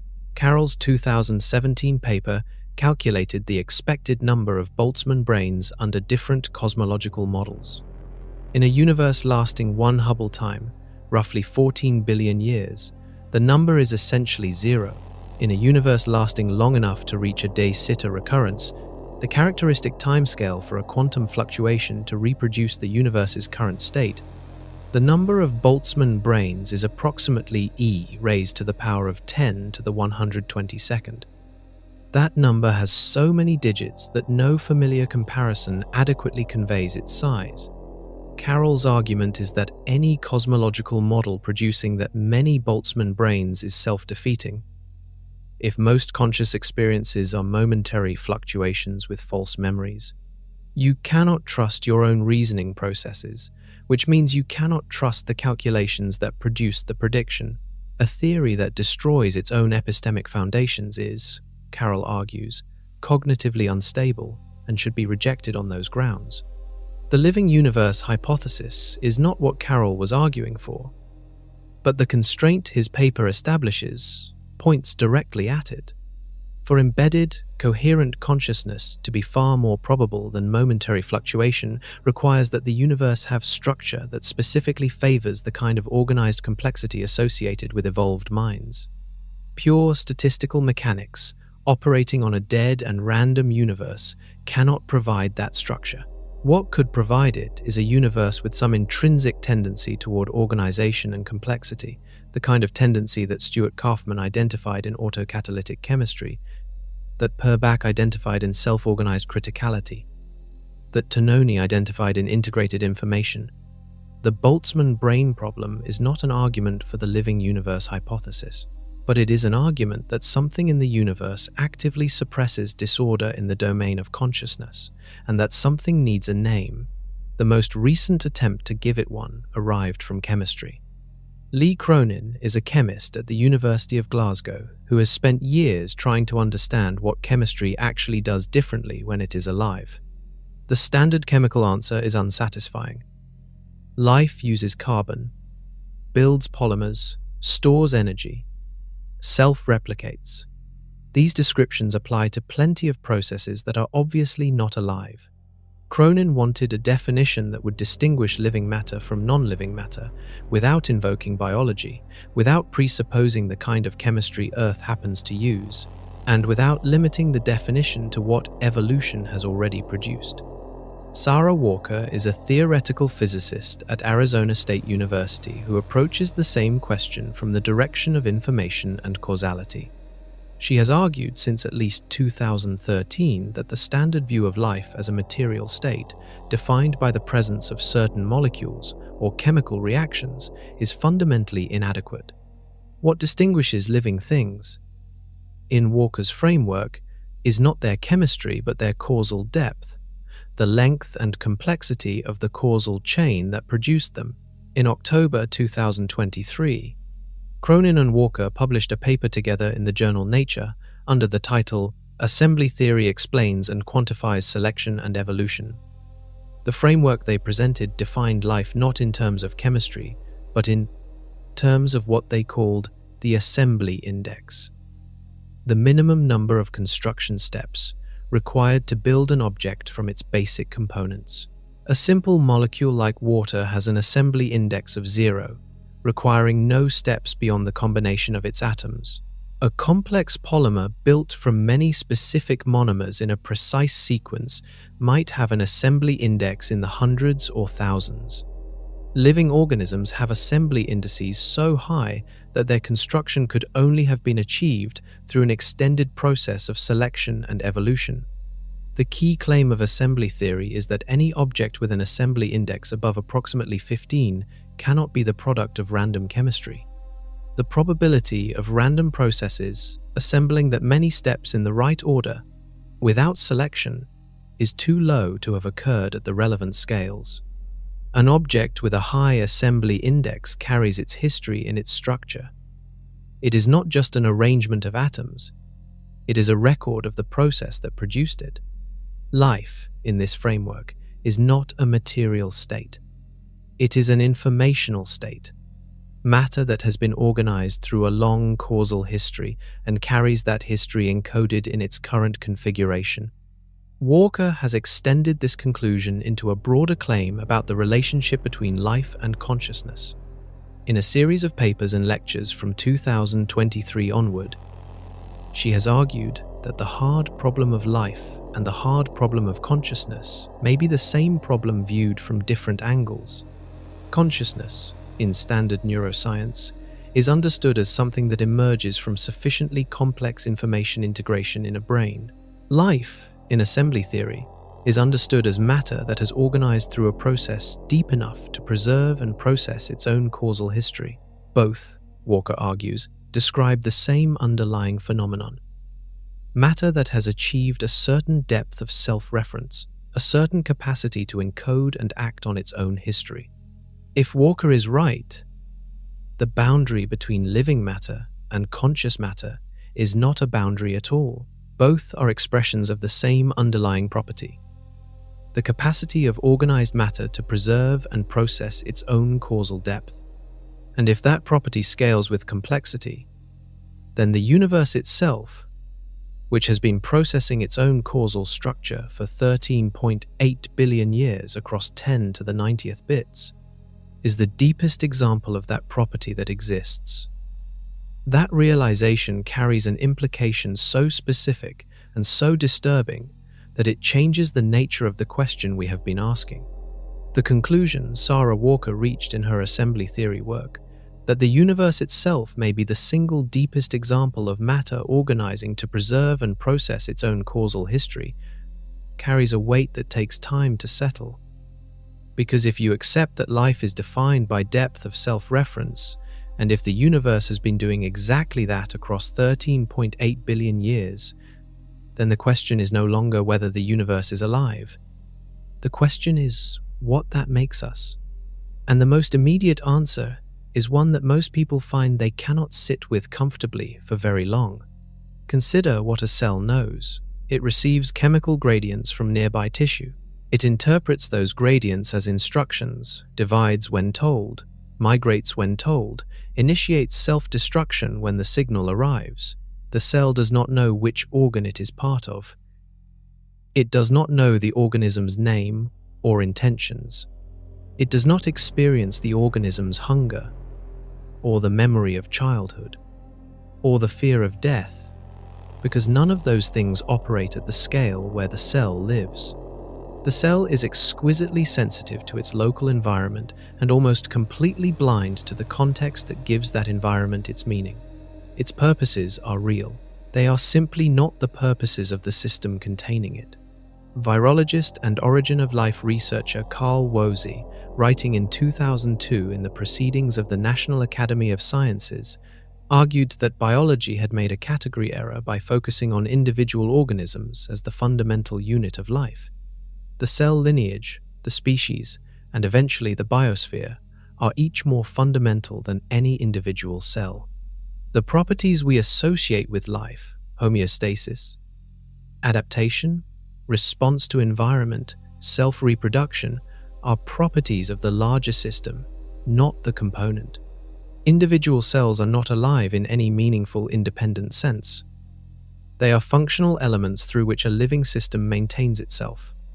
Remove them from the context of the larger system, and they die within hours. They were never truly separate from it. Extend that logic upward one level. If Earth's biosphere is a self-regulating living system, as the Amsterdam Declaration formally acknowledged in 2001, then every organism within it is a cell in that system. We are not separate biological entities inhabiting a convenient planet. We are the planet's metabolic activity. Every oak tree processing carbon dioxide, every ocean bacterium cycling nitrogen, every human burning hydrocarbons is performing a cellular function within a biospheric organism. The biosphere does not exist for the organisms. The organisms exist as the mechanism through which the biosphere persists. Now extend the logic one level further, which is the direction Walker's assembly theory points. If the universe is the deepest example of matter organizing through its own causal history, then the biosphere is a cell within it, and every organism within the biosphere is a molecule within that cell. The nested hierarchy does not end at the organism, or the species, or the planet. It continues upward to scales where the word organism acquires a meaning we were never equipped to process. The homeostasis of a living universe would not be organized around human flourishing. It would be organized around whatever it is that a universe-scale organism maintains. Black hole production. In Smolin's framework, the expansion of the adjacent possible. In Kauffman's, the propagation of integrated information. In Tononi's, the deepening of causal self-reference. In Walker's, whatever the organizing principle is, the human organism's contribution to it is presumably whatever chemical and informational processes we perform at our scale. We are not consulted. We are used. And the thing we have never been able to determine is whether being used by a living universe is a horror or the closest thing to meaning that physics allows. There is a second possibility, colder in some ways and stranger in others, and it begins with John Wheeler's delayed choice experiment. The photon arriving at the telescope, its path through the last 10 billion years determined by the astronomer's choice of detector in the present moment, points towards something that cosmologists have never fully reckoned with. Not just that observation shapes the past, but that the universe, in some technical sense, cannot have a definite past without observers to produce one. Wheeler's self-excited circuit places observers at the center of the universe's causal structure, not because consciousness is magical, but because quantum mechanics is relational. The universe generates definite facts through interactions. The most complex and information-rich interactions in the known universe are conscious observations. If you take the formalism seriously, which not all physicists do, but which the experimental record of delayed choice experiments does support, then the emergence of consciousness in a universe is not incidental to the universe's existence. It is constitutive of it. A universe without observers exists as pure quantum superposition, all possible histories present simultaneously, none of them actual. This reframes the question of what we are in a way that makes the cellular metaphor look almost modest. If we are not cells in a living universe, but instead the mechanism through which a universe becomes actual, then human extinction is not the death of one species in a cosmos that will continue regardless. Human extinction is the universe forgetting itself. Every human death removes one perspective through which the cosmos knows its own structure. Every dying star in the night sky has already extinguished billions of potential observations, billions of possible minds that never evolved, each one a potential collapse of superposition into fact that the universe will never have.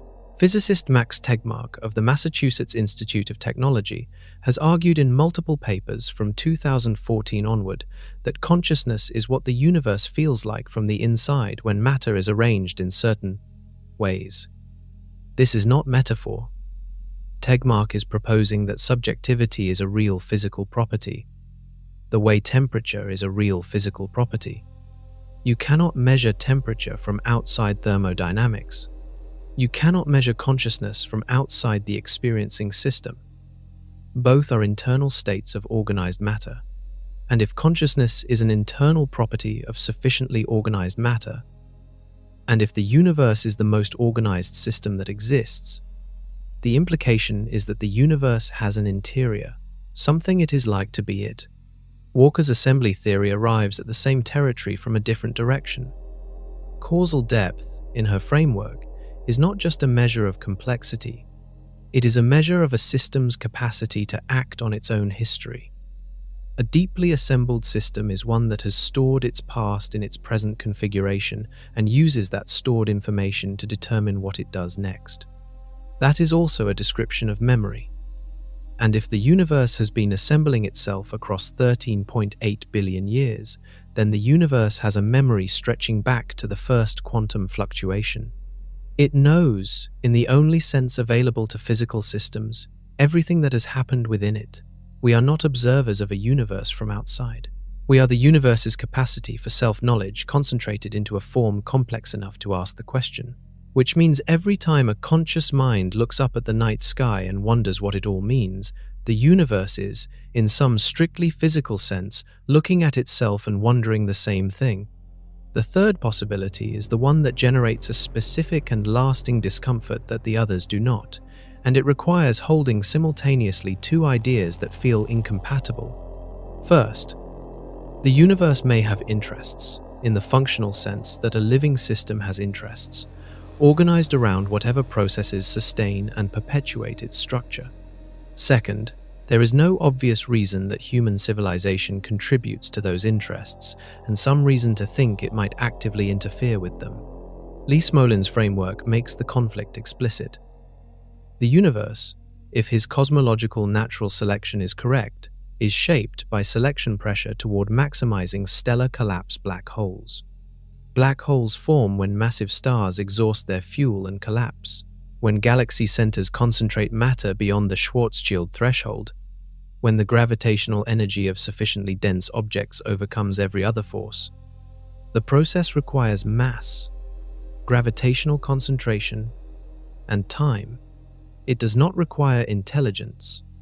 A universe that produced only stars and gravity and time would be, by the metric that matters to cosmological natural selection, more productive than one that diverted stellar material into the construction of cities, atmospheric chemistry experiments, and semiconductor manufacturing. Human civilization has not, in 12,000 years of existence, produced a single stellar collapse black hole. We have not created a star, compressed a galaxy core, or contributed in any measurable way to the reproductive fitness of the universe in Smolin's sense. What we have done is consume energy at an accelerating rate, alter the atmospheric chemistry of a biosphere that had been self-regulating for 4 billion years, and begin extracting resources from the crust of a planet whose geological processes operate on timescales incomparably longer than any human planning horizon. From the perspective of a universe organized to maximize a specific physical output, this does not look like the behavior of a valued component. It looks like the behavior of a metabolic anomaly. Cancer is a precise biological term for a process that has lost its regulatory coupling to the organism containing it. Cancer cells do not obey homeostatic signals. They grow when growth is inappropriate, consume resources at rates the organism cannot sustain, and eventually compromise the systems they depend on for survival. The analogy is uncomfortable, and the people who deploy it are usually making political arguments rather than cosmological ones. But the structure of the argument is separate from its political deployment, and the structure is worth examining. A component of a living system that grows without regard to the system's organizing principles, that consumes shared resources without contributing to the system's core function, and that expands its activity until it damages the system's self-regulatory capacity, is, by biological definition, a parasite or a malignancy. Whether human civilization fits that description from the universe's perspective depends entirely on what the universe's organizing principle actually is. If it is black hole production, we have failed to contribute. If it is the expansion of the adjacent possible, we have contributed enormously. If it is the deepening of causal self-reference through the emergence of consciousness, we may be among the most productive things that have ever happened in the observable cosmos. The problem is that none of the competing frameworks for what makes the universe alive agree on what it is doing, which means we cannot determine whether we are what it needs or what it must eventually eliminate. What we do know is that someone, in 1994, proposed a theory about what it would look like if we were what it needed most. Louis Crane is a mathematician at Kansas State University who spent most of his career working on topological quantum field theory. In 1994, he published a short paper, barely 4 pages, that extended Lee Smolin's cosmological natural selection into territory Smolin had not addressed. Smolin had argued that universes reproduce through black holes and that selection pressure drives the population toward constants that maximize black hole formation. Crane asked what would happen if the production of artificial black holes, the kind that could only be made by a technological civilization, were to become cosmologically significant. His answer reframed the position of intelligent life in the universe from accident to necessity. The argument was this: stellar collapse black holes arise from the passive operation of gravity on massive stars. They are an automatic output of a universe with the right constants and enough time. But there is an upper limit on what passive processes can produce. A civilization capable of engineering at stellar or galactic scales could, in principle, compress matter far more efficiently than stellar evolution allows, producing many more black holes per unit of available mass than the universe's automatic processes generate. A universe that happened to produce technological civilizations would therefore have significantly higher reproductive fitness than one that did not, because those civilizations would amplify black hole production beyond what natural stellar evolution achieves. Smolin's selection pressure favored constants that produce many black holes. Crane's extension added a second level. Within a population of universes with constants favorable to black holes, selection would additionally favor those that produce civilizations capable of making more. The implication, which Crane stated plainly, was that intelligent life is not a cosmic accident but a reproductive organ.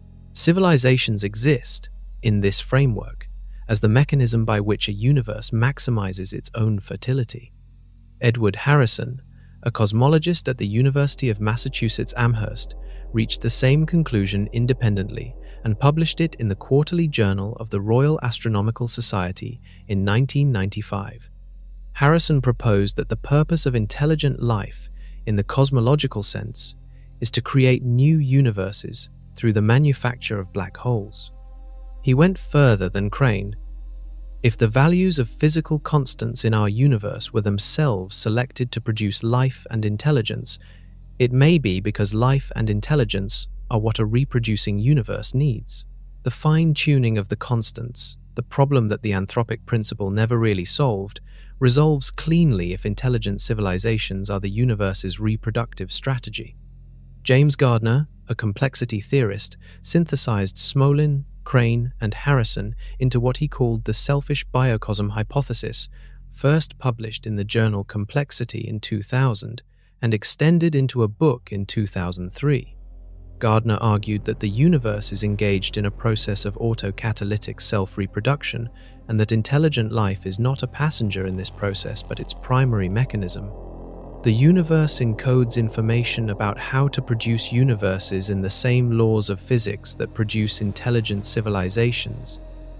And those civilizations, once they reach sufficient technological maturity, close the loop by creating the black holes that seed successor universes. What this means for human civilization is a question that Gardner, Crane, and Harrison all acknowledge, but none of them fully settle. If we are the universe's reproductive organs, then our purpose is not what we thought it was. Not to understand the cosmos, not to build durable civilizations, not to propagate our own genes or our own values. We are here to make black holes. Everything else we have done, art, philosophy, science, language, the entire recorded history of human experience, may be the scaffolding around a function we have not yet performed, and may not perform in time. The oldest human stories about the universe place us at its center. Every cosmology before the Copernican revolution organized the heavens around Earth, and by extension around the human beings who stood on it and looked upward. The heliocentric model displaced us from the center of the solar system. The discovery of other galaxies displaced us from the center of the cosmos. The theory of evolution displaced us from the center of the biological world. Each displacement was experienced as a humiliation by the people living through it and is now recognized as a correction toward a more accurate accounting of where we actually sit in the structure of things. There is a fifth displacement that the data now points toward, and it operates not in space, but in time. The universe is approximately 13.8 billion years old. Complex multicellular life appeared on Earth roughly 580 million years ago. The genus Homo has existed for approximately 2.5 million years. Anatomically modern humans, the specific subspecies doing the thinking and the building and the theorizing, appeared around 300,000 years ago. Agricultural civilization began approximately 12,000 years ago. The scientific method as a formalized practice of hypothesis, experiment, and peer review is roughly 400 years old. If you compress the universe's age to a single calendar year, complex life appears on December 14th. Homo sapiens appears at 11:57 on the 31st of December. Recorded civilization is the last 90 seconds of that year. Modern science is the last 3 seconds. Physicist Brian Greene of Columbia University has written extensively about the implications of this temporal perspective, and the implication relevant here is the one about cognitive capacity. A mind that has existed for 300,000 years, embedded in a universe that has been processing information for 13.8 billion years, is not equipped to think on the timescales relevant to the universe's operation. A human lifetime is roughly 80 years. The universe has been doing whatever it is doing for a period more than 170 million times longer than that. The difference between a human thought and whatever the universe's equivalent process might be is not a difference of degree. It is a difference of kind, so extreme that the comparison loses meaning. Carlo Rovelli, a theoretical physicist at Aix-Marseille University and one of the founders of loop quantum gravity, has noted that the universe's temporal depth is not merely a quantitative fact about its age. It is a qualitative fact about the nature of any processes operating across that depth. A system that has been evolving and adapting and responding to its own states across 13.8 billion years has had time to achieve a degree of self-organization that makes anything a civilization a few 100,000 years old can comprehend. Seem, by comparison, radically incomplete. If the universe has something like thoughts, they are not thoughts in the human sense. They are processes that unfold over geological epochs, whose individual steps span millions of years, whose memory extends to the first microsecond of existence. Human science, at 400 years old, is not old enough to have perceived even a single cycle of whatever those processes are. We have been observing the universe for the equivalent of 3 seconds at the end of a year, and we are attempting to infer the nature of a being that has been operating for the entire preceding year before we arrived. The arrogance of that position is not a moral failing, it is a structural limitation. We cannot see long enough to know what we are inside of. The question of whether human choices are genuinely free has been contested in philosophy for at least 2,500 years, and the standard modern answer, informed by neuroscience and physics, is that the question is confused. Free will, in the absolute libertarian sense, the capacity to make choices that are causally disconnected from the prior physical state of the universe, almost certainly does not exist. Choices emerge from brain states. Brain states emerge from prior physical processes. The feeling of choosing freely is real, but it is a phenomenological feature of a deterministic or probabilistically determined computational process, not evidence that something outside physics intervenes. Seth Lloyd's calculation changes the texture of that conclusion without altering its basic shape. If the universe has performed 10 to the 122nd operations across 10 to the 90th bits since the Big Bang, and if every human brain process is a subset of those operations, then the universe is not merely a background within which choices occur. The universe is the system inside which computation happens, and human decision-making is a specific mode of that computation. The distinction between a human choosing and the universe computing is not a distinction between agent and environment. It is a distinction between a local node and the global network that includes it. Vitaly Vanchurin's neural network framework sharpens this. In his model, macroscopic observables, which include human deliberation and decision, are the output variables of a learning system whose hidden trainable variables are the microscopic quantum degrees of freedom of the universe.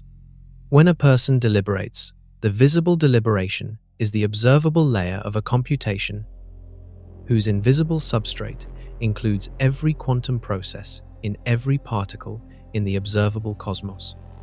The deliberation is real. It is also an emergent description of a process that operates entirely at a level below conscious access. The specific horror of this is not that free will does not exist, which most secular scientists already accept. The horror is the replacement image. If choices are how the universe samples its own possibility space, then what we experience as deliberation, the felt sense of weighing options and committing to one, is the universe using us to determine what history it will have had. Wheeler's delayed choice formalism applies not just to photons, but, in principle, to any quantum system making a transition between states. Human decisions involve quantum processes in neural systems that are irreversible at the macro scale. When you commit to a choice, you are collapsing a superposition. The history that precedes that choice is determined by the collapse, not the other way around. This does not mean the choice was determined in advance. It means the choice determines the past from which it appears to emerge. The causal order we normally assume, past causes present, which causes future, is not the only order permitted by the physics. Wheeler demonstrated that for photons, Gambini and Pullin extended the argument to the quantum substrate of all matter, and if your choices retroactively specify the quantum history of the brain that made them, and if that brain is a node in a universe-scale information processing system, then the universe is, in a precise technical sense, choosing its own history through you. You are not a separate agent making choices inside the universe. You are the universe making choices inside itself. Every intellectual tradition that has confronted the possibility of a conscious universe eventually arrives at the same question. And the question is always framed as good news before it reveals itself as something else. A living universe sounds more hospitable than a dead one. A universe that cares, even in a vast and alien way, sounds more meaningful than one that does not. The comfort is available for a moment, and then the details arrive, and the comfort becomes something considerably harder to hold. The problem is not that a living universe might be malevolent. Malevolence requires interest in specific outcomes for specific beings, and nothing in the frameworks developed by Smolin, Kauffman, Tononi, Walker, Wheeler, or Gambini and Pullin implies that the universe has anything as fine-grained as preferences about individual organisms. The problem is more specific and more durable. It is that a living universe with its own organizing principles places human values in the same relationship to cosmic purpose that a bacterium's values, if it had any, would stand to the goals of the organism containing it. The bacterium is real. Its processes matter to the organism. The organism could not function without them. The organism does not care about them in any sense the bacterium could recognize or act on. The bacterium's experience of the organism, mediated entirely through local chemical gradients and membrane voltages, bears no relationship to the organism's experience of itself. The bacterium that managed to achieve some form of understanding about the organism it inhabited would not find, at the end of that understanding, anything that looked like reassurance.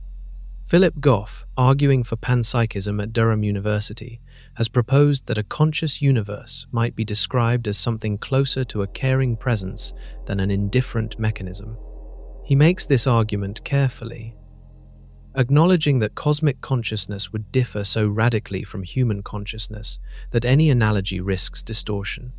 But the argument requires that cosmic purposes and human purposes have some point of contact, some shared axis along which caring is meaningful. James Gardner's biocosm hypothesis provides one. If we exist to create successor universes, then human civilization's purposes and the universe's reproductive interests overlap. We are not just metabolic components, we are the mechanism by which the universe propagates itself. That is something. Whether it is enough to constitute being cared for, in any sense a human being could recognize or draw comfort from, is a question none of these frameworks answer.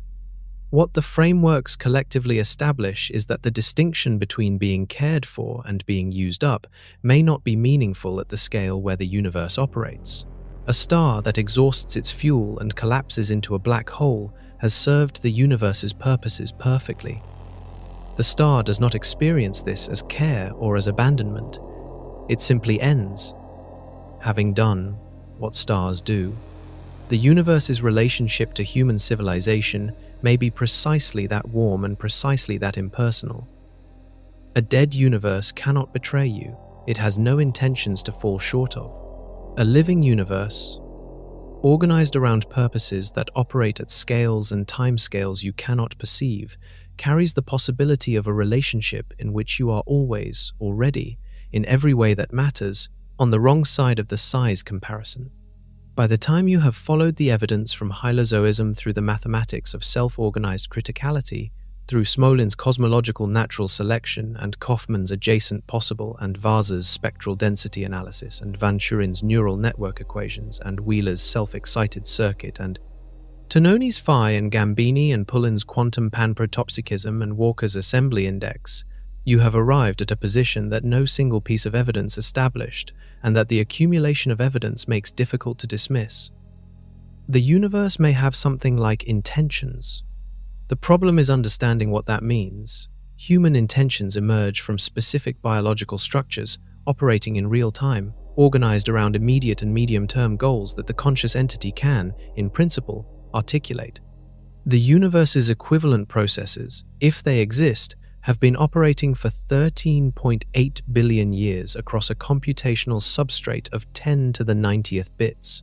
They emerged before stars, before chemistry, before anything recognizable as structure. They operate at timescales where what looks to us like the entire history of biological life on Earth is a transient fluctuation. Whatever the universe is doing, if it is doing something, it is doing it across a temporal depth that renders human intentionality not merely small, but categorically inapplicable as a comparison. Max Tegmark's mathematical multiverse framework, developed across a series of papers from 1998 onward, proposes that mathematical structure and physical existence are identical. Every self-consistent mathematical structure exists as a physical reality. In this framework, what the universe is computing is not one possible outcome, but all of them, simultaneously. Its intention, if that word can be stretched to fit, is the exhaustive exploration of mathematical possibility, every event that occurs within the universe, including every human thought, every choice, every discovery, every death, is a step in the enumeration of what is mathematically possible within the rule set of this cosmos. The universe's intention is its own completeness.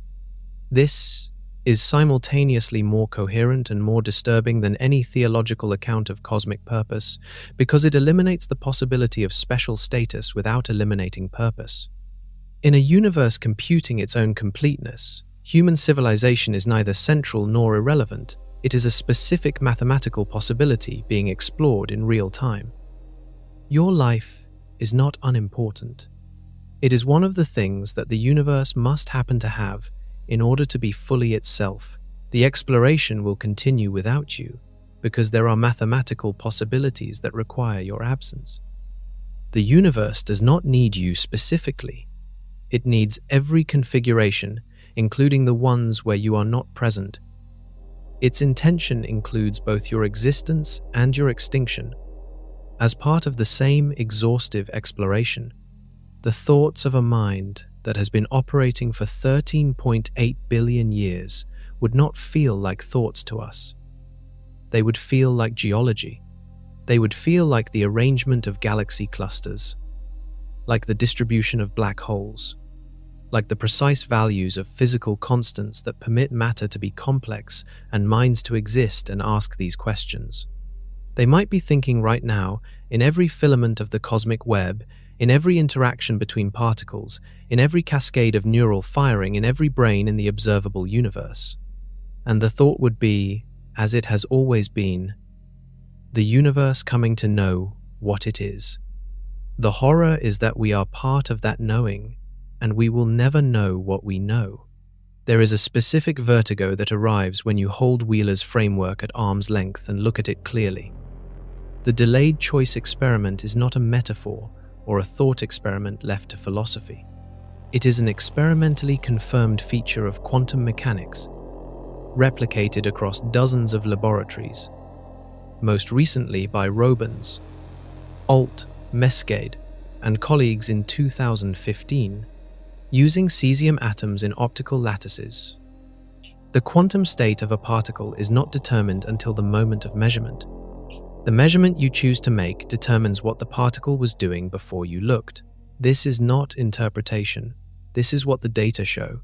Wheeler's extension to the cosmic scale is where most physicists stop following him, not because the logic fails, but because the conclusion is too large to hold. If photons crossing billions of light years have their path history determined by present observations, and if the early universe existed in quantum superposition before observers evolved, then the act of observation is not merely revealing what was always there. It is participating in the construction of what was always there. The universe that exists as a definite past is the universe that evolved observers to measure it. The observers that exist are the observers that a universe with specific measurable properties could produce. The loop is closed, and the closure is not a paradox to be resolved. It is a structural feature of the relationship between consciousness and physical reality. Now consider what happens when the components of the self-excited circuit become aware of the circuit. Wheeler believed this mattered.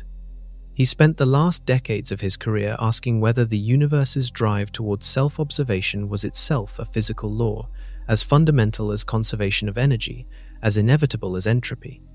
He used the phrase meaning circuit to describe the feedback between observation and existence, and he believed that the development of consciousness was not incidental to the universe, but necessary to it. The universe cannot have a definite past without observers. Observers cannot exist without a universe that produced them. The question is, what changes when the observers understand this? One possibility is nothing. The universe has been closing its causal loop for the entire history of biological consciousness, through every observation made by every organism that ever processed environmental information into a model of the world. Understanding the mechanism does not change the mechanism. A neuron does not fire differently because the brain has learned that neurons fire. The local process is unchanged by knowledge of the global process. But there is a second possibility that Wheeler did not dismiss.